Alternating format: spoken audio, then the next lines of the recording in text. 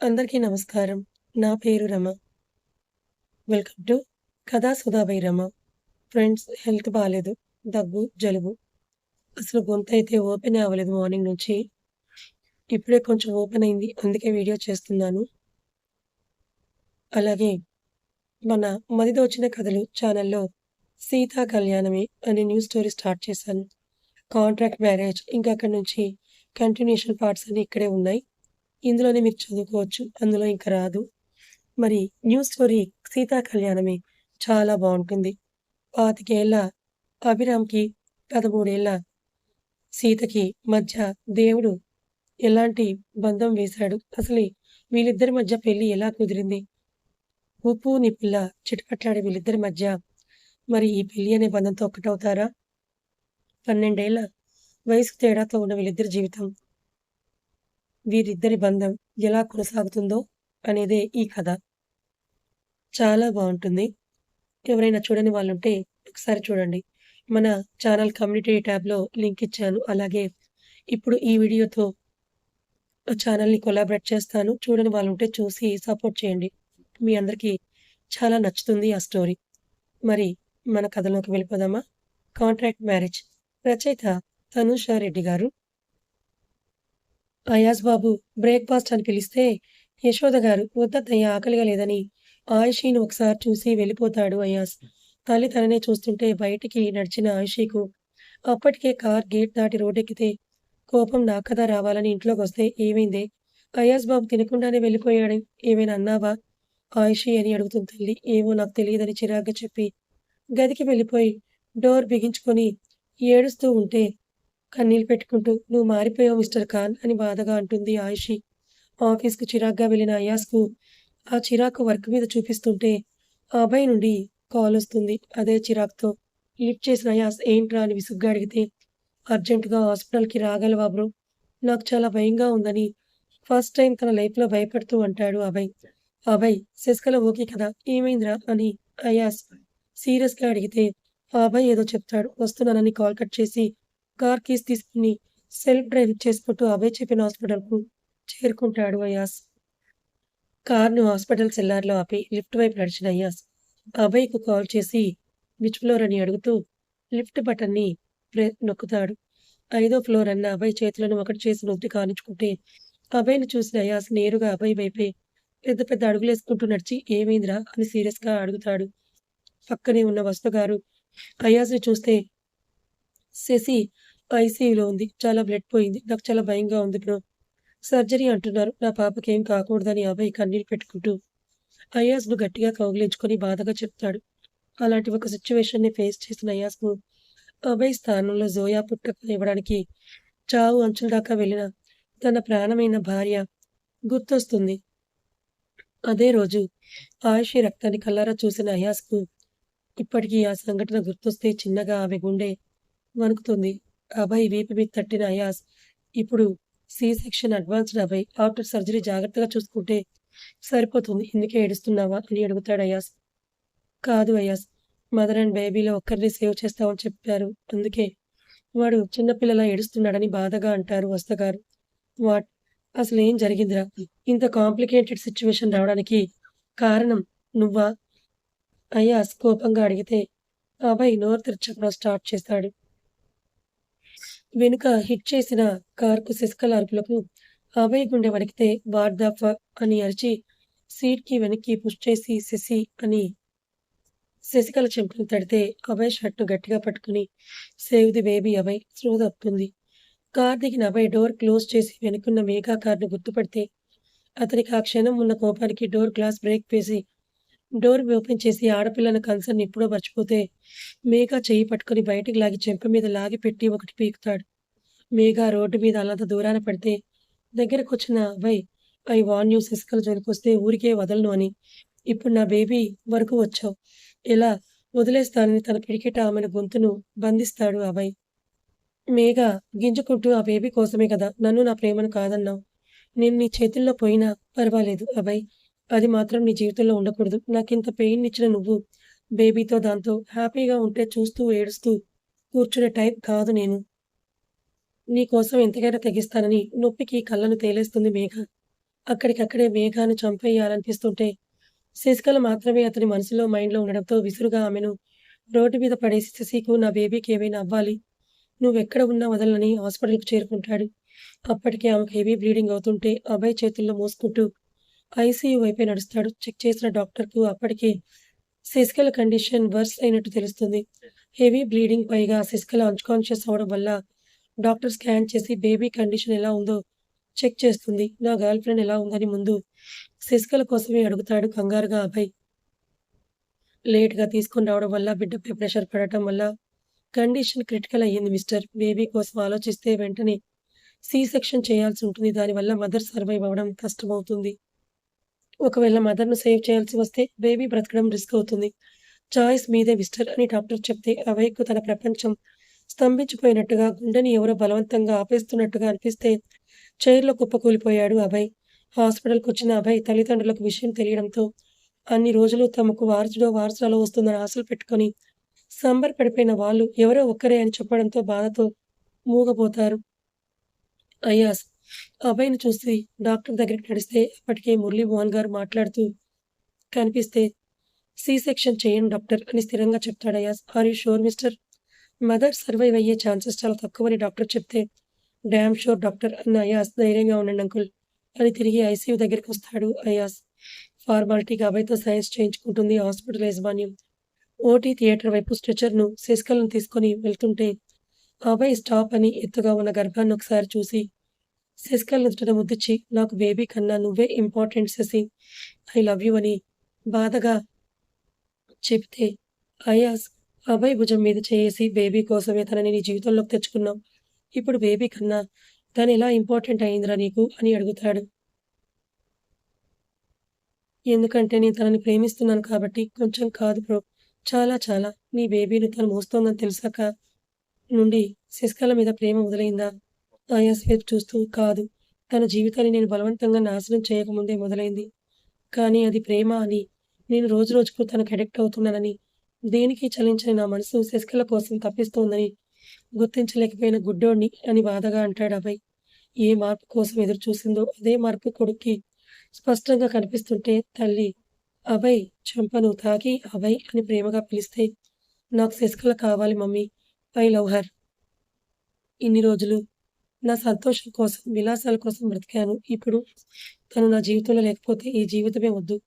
తనతో కలిసి బ్రతకాలని కలలు కన్నాను మమ్మీ అని బాధగా తల్లి చేతులు పట్టుకుని అంటాడు అభయ్. వసుధ గారి కొడుకు తల నిమిరి శశికళకి ఏమీ అవ్వదు నాన్న. తనే నీ భార్య, మనింటి మహాలక్ష్మి అని ధైర్యం చెప్తుంటే శశికళకు అలాంటి పరిస్థితి రావడానికి కారణం కొడుకే అని కోపంగా ఉన్న మురళీమోహన్ గారు ఇప్పుడు కొడుకు మాటలు విని చలించిపోతారు. కాసేపటికి శశికళకు సి సెక్షన్ స్టార్ట్ అయితే చర్మాన్ని చీల్చుకుంటూ దిగిన కత్తికి కొన్ని నిమిషాల్లోనే బిడ్డ గొంతు వినిపిస్తే బయట కూర్చున్న అభయ్ రోమాలు నిక్కబొడుచుకుంటాయి. ఒక్కో నిమిషాన్ని లెక్కగడుతూ కష్టంగా గడుపుతున్న Abhay, Ayaz, Abhay parents operation theatre door వైపే చూస్తుంటారు. నర్స్ టవల్‌ని చుట్టిన బుజ్జి చందమామ లాంటి బేబీని తీసుకుని బయటకొస్తే ఒక్క నిమిషం అభయ్ గుండె కొట్టుకోవడం ఆపేస్తుంది. Congratulations sir. మీ కూతురు పుట్టిందని నర్స్ చెప్పగానే అభయ్ ఆనందం ఎంతో మాటల్లో వర్ణించడం కష్టమే. కూతుర్ని చూస్తున్న అతనికి మనసంతా ఎగిరే గువ్వలా ఎగసెగసి పెడుతుంటే తండ్రి అయిన అనుభూతి ఎలా ఉంటుందో స్వయంగా అనుభూతి చెందుతాడు అభయ్. ఎలా ఎత్తుకోవాలో తెలియక పాప వైపు అభయ్ భయంగా చూస్తుంటే ఇటివ్వండి సిస్టర్ చేతుల్లోకి పాపను తీసుకున్న అయాస్ పాప ముఖంలోకి చూస్తూ నీకు కూడా అదృష్టం పుచ్చిపోయిందిరా అభయ్. నీ పాప పిచ్చిని దేవుడు ఫుల్‌ఫిల్ చేశాడు. పాప కూడా అచ్చం నీలాగే ఉందని నవ్వుతాడు. ఎలా ఎత్తుకోవాలి బ్రో? అయాస్ అభయ్ చేతుల్లో పాపను జాగ్రత్తగా ఉంచి ముందు చూడురా అంటే నీళ్లు నిండుకున్న కళ్ళకు కూతురు రూపం మసగ్గా కనిపిస్తే తల్లి అభయ్ కళ్ళను తుడిచి ఇప్పుడు చూడు బాగా కనిపిస్తుందని నవ్వుతూ అంటారు వస్తగారు. పాపను జాగ్రత్తగా ఎత్తుకున్న అభయ్ కూతురి అరికాలను ముద్దాడి వెల్కమ్ టు మై వరల్డ్ బంగారం అని పాపను కళ్ళారా చూసుకున్న అభయ్ భుజం మీద పడిన చేతికి డాడ్ సీ మై డాటర్ అని చెప్తే చేతుల్లోకి తీసుకున్న మురళీమోహన్ గారు గుండెలకు హత్తుకొని మురిసిపోతే ఆ బంగారు తల్లి ఎంత ముద్దుగా ఉందో అని వస్తగారు మనవరాల్ని ముద్దాడుతుంటే బయటకొచ్చిన డాక్టర్‌ని చూసి డాక్టర్ తన కండిషన్ ఎలా ఉందని అడుగుతాడు ఆత్రంగా అభయ్. క్రిటికల్ కండిషన్ అని చెప్పాను కదా మిస్టర్. బ్లడ్ లాస్ ప్లస్ బాగా భయపడటం వల్ల బాడీ ట్రీట్మెంట్‌కు పెద్దగా రెస్పాండ్ అవ్వడం లేదని చెప్తుంది డాక్టర్. మీరు చేయాల్సింది మీరు చేయండి డాక్టర్. మీకు చేత కాకపోతే చెప్పేయండి. మేము మా కోడల్ని తీసుకొని అబ్రాడ్ అయినా వెళ్తామని మురళీమోహన్ గారంటే, మీరెక్కడికి వెళ్ళినా పేషెంట్ కండిషన్ మారిపోదు సార్. సర్జరీ జరిగింది ఇప్పుడే కాబట్టి అట్‌లీస్ట్ 24 అవర్స్ అయినా గడిస్తే కానీ ఏమీ చెప్పలేమని డాక్టర్ పాపకు డ్రెస్సింగ్ చేయాలి. బయట ఎక్కువ సేపు ఉండకూడదు. నర్స్ తీసుకోండి అని చెప్తుంది డాక్టర్. నర్స్ పాపను తీసుకొని వెళ్ళిపోతుంటే తన నుండి తన ప్రాణాన్ని ఎవరో లాక్కొని వెళ్ళిపోతున్నట్టుగా చూస్తుండిపోయాడు అభయ్. భుజం మీద పడిన తండ్రి చేతికి వెనక్కి తిరిగి చూసిన అభయ్, ఐ యామ్ ఓకే నాన్న. శశికళకి ఏమీ అవ్వదని లోపలికి వెళ్తుంటే, డాక్టర్ అలా వెళ్ళకూడదు. మార్నింగ్ నార్మల్ రూమ్‌కి షిఫ్ట్ చేశాక చూడండి అని చెప్తే ఆమెను కాల్చేసేలా చూస్తాడు అభయ్. భయపెట్టకుండా వెళ్లురా అని అభయ్‌ను లోపలికి పంపి చైర్‌లో కూర్చున్న అయాజ్ చేతికి ఉన్న వాచ్‌లో టైం చూస్తే అప్పటికే లేట్ నైట్ అవుతుంటుంది. ఆయుషి ఎలా ఉందో అన్న దిగులు అతన్ని కుదురుగా ఉండనివ్వకపోతే మార్నింగ్ కోపం కూడా గుర్తు రావడంతో వితౌట్ సెకండ్ థాట్ కాల్ చేస్తాడు అయాజ్. హాల్లోని కూర్చొని అయాజ్ వస్తాడేమోనని ఎదురుచూస్తున్న ఆయిషి అయాజ్ నుండి వచ్చిన కాల్‌ను నిర్దాక్షిణ్యంగా జాలి లేకుండా కట్ చేసి పడేస్తుంది ఆయిషి. ఏమైంది దీనికి అమ్మోరు గాని పోనిందా అని మళ్ళీ కాల్ చేసిన సేమ్ రియాక్షన్ రావడంతో అయాజ్ మొహం కోపంతో ఎర్రబడుతుంది క్షణాల్లోనే. ఎంత కోపం వచ్చినా పెళ్ళాం విధేయుడు కాబట్టి అత్తగారికి కాల్ చేస్తాడు అయాజ్. చెప్పు అయాజ్ బాబు అని ఆవిడ ఆప్యాయంగా పలికితే అత్తయ్య ఆయిషి భోజనం చేసిందా? టాబ్లెట్స్ వేసుకుందా? అని అడుగుతాడు అయాజ్. ఈ టైంలో ఇది తెలుసుకోవడానికి ఫోన్ చేశావా అయాజ్ బాబు? సారీ అత్తయ్య. ఇంపార్టెంట్ వర్క్‌లో పడి మర్చిపోయాను. నెక్స్ట్ టైమ్ ఇలా జరగదని అయాజ్ అంటే, అది నీకోసం చాలా సేపు వెయిట్ చేస్తూ కూర్చుంది అయాజ్ బాబు. నేనే ఎక్కువ సేపు ఇలా నిద్ర మానుకొని ఉండకూడదని గట్టిగా చెప్పేసరికి, ఇప్పుడే వెళ్ళి పడుకుందని చెప్తుంది అయాజ్. అయాజ్ నుదిరిన బొటనవేలుతో రబ్ చేసుకుంటూ, ఓకే. మార్నింగ్ జోయాని తీసుకొనొస్తాను. తనను జాగ్రత్తగా చూసుకోండి అత్తయ్య అని కాల్ కట్ చేసి డాక్టర్ పిలుస్తుంటే అటుగా నడుస్తాడు అయాజ్.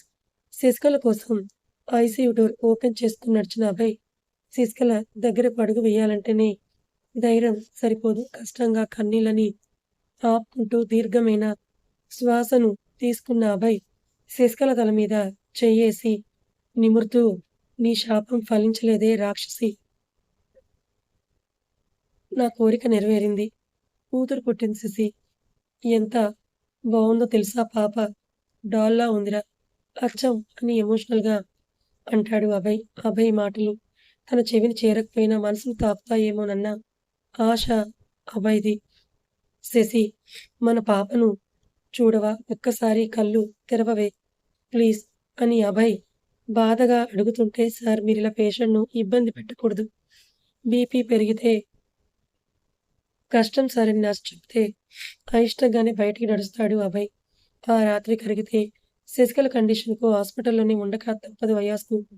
నర్స్ పాపను తీసుకొని వచ్చి కాసేపు ఉంచుకోండి తర్వాత తీసుకుంటానని వెళ్ళిపోయి శశికళ పాపకు పాలు పడ్డాయో లేదో చూసి వచ్చి మళ్ళీ వచ్చి పాపను తీసుకొని వెళ్ళి మిల్క్‌ని కలెక్ట్ చేసి తాగిస్తుంది. బాధగా చూస్తున్న అభయ్‌కి ధైర్యం చెప్తూ నీ ప్రేమ నిజమని ప్రూవ్ చేసుకునే టైం వచ్చింది అభయ్. వెళ్లి కన్విన్స్ చేసుకో అని చెప్పిన అయాజ్ ఇంకా స్పృహలోకి రాని శశికళను ఒకసారి చూసి అభయ్ మీద కోపం నీ బేబీ మీద చూపించు శశికళ గెటప్ అని చెప్పి డాక్టర్‌తో మాట్లాడడానికి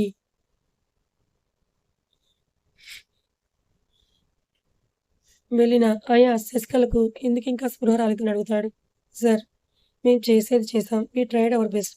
ఆ అమ్మాయిని తీసుకొని రావడమే క్రిటికల్ కండిషన్‌లో తీసుకొనొచ్చారు మిస్టర్ అభయ్. స్పృహ రావడానికి టైం పట్టొచ్చు. వెయిట్ చేయడం తప్ప మరో ఆప్షన్ మీకు లేదు సార్ అని చెప్తుంది డాక్టర్. అసహనంగా ఫీలైన అయాజ్ అక్కడి నుంచి టైం చూసుకుంటూ ప్యాలెస్‌కు వెళ్ళిపోతాడు. సెల్ఫ్ డ్రైవ్ చేసుకుంటూనే రాత్రంతా లేని నిద్రకు కళ్ళు మండుతుంటే ఇంకా చీకటిగా ఉన్న ఆకాశానికి ఇంట్లో ఎవరూ లేవకపోతే నేరుగా తన రూమ్‌కి వెళ్ళిపోయిన అయాజ్ స్నానం చేసి నమాజ్ చేసుకుంటాడు. తన బీవీ, ఇద్దరు పిల్లలు ఆరోగ్యంగా ఉండాలని కోరుకున్న అయాజ్ ఆయుష్ ఇచ్చే కాఫీని మిస్ అవుతూ బెడ్ మీద అడ్డంగా పడిపోతాడు. 9 అవుతుంటే తల్లి వచ్చి లేపడంతో బద్ధకంగా కళ్ళు తెరిచిన అయాజ్‌ని చూస్తూ ఎప్పుడొచ్చావు అయాజ్ అని నజియా గారు అడిగితే ఎర్లీ మార్నింగ్ అమ్మి. శశికళకు పాప పుట్టిందని లేట్‌గా చెప్తాడు అయాజ్. అల్లాకా లాఖ్ లాఖ్ శుక్రియా బేటా. ఇన్ని రోజులకు వాడి పిచ్చి ఆశ తీరిందని నజియా గారు ఆనందంగా అంటే, జీ అమ్మి అని తల్లి చేతిలోని కప్‌ని తీసుకుంటాడు అయాజ్. రాత్రి పూర్తి ఇప్పుడా చెప్పేది అయాజ్ మేము వెళ్తున్నాం. యశోదకి ఇప్పుడే ఫోన్ చేసి చెప్పాలని వెళ్తూ అవును ఆయుషే ఇంకా ప్యాలెస్‌కు రాలేదేంటి అని అడుగుతారు. ఈరోజు ఈవినింగ్ మీరు వెళ్ళండని తల్లిని పంపి టైం చూసి భుజంగం గారికి కాల్ చేసి విషయం చెప్తాడు అయాజ్. కూతురు మీద దిగులుతో ఉంటున్న ఆయన అయాస్ చెప్పగానే హాస్పిటల్‌కి స్టార్ట్ అయితే బెడ్ దిగిన అయాస్ ఆహిల్‌కి కాల్ చేసి జోయా గురించి తెలుసుకుంటాడు. బుడ్డది బాగా దాదాగిరి చేస్తుండడంతో అబ్బులాగే బేటీ కూడా అని విసుగ్గా ఆహిల్ అంటే నేనొస్తున్నానని కాల్ కట్ చేసి భానుతో కలిసి బ్రేక్‌ఫాస్ట్ చేసి తను కూడా వస్తానని అనడంతో వెళ్దాం పదరా అని చెల్లిని తీసుకొని ఆహిల్ ఇంటికి స్టార్ట్ అవుతాడు అయాస్. దారిలోనే స్వీట్స్, ఫ్రూట్స్ తీసుకుందాం భయ్యా అని భాను అంటే అయాజ్ ఒక షాప్ ముందు కార్‌ను స్లో చేసి వెళ్లి ఏం కావాలో తీసుకో అని చెప్తే కార్ దిగుతుంది భాను. కంటికి నచ్చినవన్నీ కొనేసి అన్న మనీను వాడి వెనుతిరిగితే ఆమె చున్నీ అదే షాప్‌లో ఫ్రూట్స్ తీసుకుంటున్న ఒకతన్ని వాచ్ స్ట్రిప్ లాగవుతుంది. కాల్ మాట్లాడుతున్న అతను వెనక్కి తిరిగి చూస్తే వైట్ డ్రెస్‌లో కనిపిస్తుంది భాను. అయాజ్ పోలికలు తనలో కూడా ఉండడంతో ఏ వంక పెట్టేలా లేని చెక్కిన శిల్పంలా ఉంటుంది భాను. తక్కువగా మాట్లాడే నేచర్ అయాజ్‌దైతే ఎక్కువ అల్లరి చేసే నేచర్ ఆమెది. ఇంట్లో గారాబం వల్ల జోయా, భాను ఒకేలా పెరిగారు. భానుని చూసి హలో మిస్ అని పిలవబోయిన అతనికి ఆమె అవకాశం ఇవ్వకుండా వెళ్ళిపోతుంటే ఆమె వెంటే అడుగులు వేయక తప్పదు అతనికి. చేతికి వాచ్ స్ట్రిప్‌కు ఉన్న చున్నీకు చిన్న చిన్న బీడ్స్ ఉండడం వల్ల ఎక్కడ పోతాయేమో అని విడదీయడానికి ట్రై చేస్తుంటే గొంతు బిగుసుకున్న చున్నీకు వెనక్కి తిరిగి చూసింది భాను. కథ ఇంకా ఉంది. మరి కథలో ఈ కొత్త క్యారెక్టర్ ఎవరు? ఇతను భానుకి ఏమవుతాడు? అయాస్‌కి ఇతనెవరో తెలుసా? మీరెవరని అనుకుంటున్నారు? గెస్ చేసి కామెంట్ చేయండి. మరి శశికళ బ్రతుకుతుందా? తనకెలాంటి ప్రాబ్లమ్ లేకుండానే తను హాస్పిటల్ నుంచి బయటకొస్తుందా? మరోపక్క అభయ్ తనకన్నట్టుగానే శశితో, పాపతో హ్యాపీగా ఉంటాడా? అయాస్‌పై కోపంగా ఉన్న ఆయిషి అలక తీరుతుందా లేదా? తర్వాత ఏం జరుగుతుందో తెలుసుకోవాలనుకుంటే ఛానెల్‌ని ఫాలో అవ్వండి. కథ నచ్చితే లైక్ చేయండి. Thank you so